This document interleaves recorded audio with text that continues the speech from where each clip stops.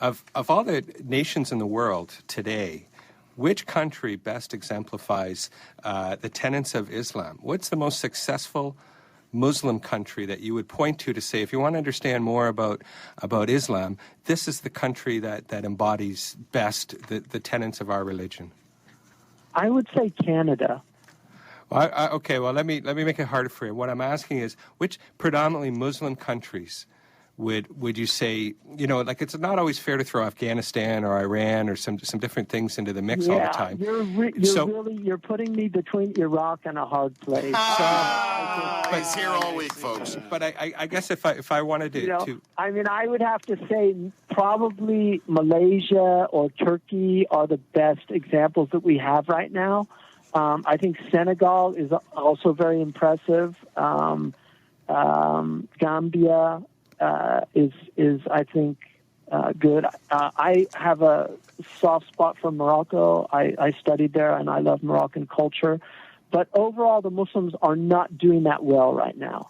And I was not being facetious or flattering to say that Canada best embodies Islamic tradition. I think I really think that the Canadian society I think reflects so many of the values of Islam in its tolerance, in its social services, the way it takes care of the weak in the culture. I think Trudeau's extraordinary gesture of charity towards the Syrian refugees has just been a stunning example to the rest of the world about how we should be looking at these things. And I really mean these things seriously. I thought we were all brought to tears watching the Canadian children sing Tala al-Badru Alayna to greet the Syrian refugees. It was just so moving to see that. And I know Canada has its problems, but there are many, many beautiful things in Canada that reflect the best of my tradition. Perhaps Christian faith or questioning and talking to the different tribes to say, which one should I go for? Which one, as an opportunity to everyone to learn, to learn a bit more. And when I did some looking myself, it was interesting because one of the conclusions I had to come to was that of all the safest countries in the world where I'd send my 25-year-old daughter, they're all Christian, and not just to say that as throwing something across the bow of the Muslims, but the Hindus, even parts of Israel.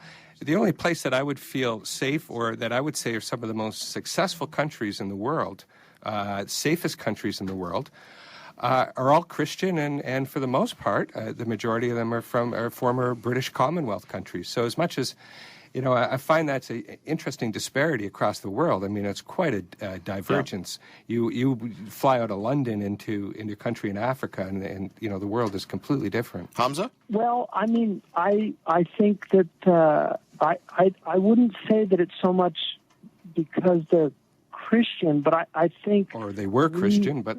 Yeah, they were, but I think a lot of it has to do with civil society and the institutions that have arisen in the West are quite exceptional, and I believe in some aspects of Western exceptionalism, and it's undeniably true that a lot of what has been achieved, but there's also, I mean, if you look at the domestic abuse, if you look at the rape statistics that we have, if you look at, there's a whole other side that's actually quite dark, so I wouldn't paint it as glossy maybe as, and I deal a lot with these statistics.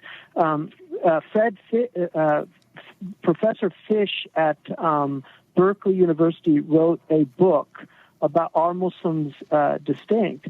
And the social science was pretty strong that stable Muslim societies are actually safer than Western Muslim societies. And he was not a Muslim. He just wanted to check the data for himself. But unstable Muslim societies are quite terrible.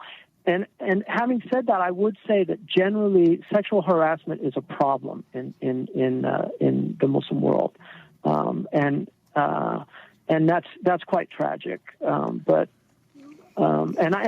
was brought to my attention by somebody who I really respect a lot, Jennifer Bryson, who I had made a statement about that I've really never felt safer than I have when I've been in Muslim cities. I don't have the same feeling in Western cities. Like I've never felt under threat in Morocco at 12 midnight in Rabat or anywhere, and I've always felt very safe in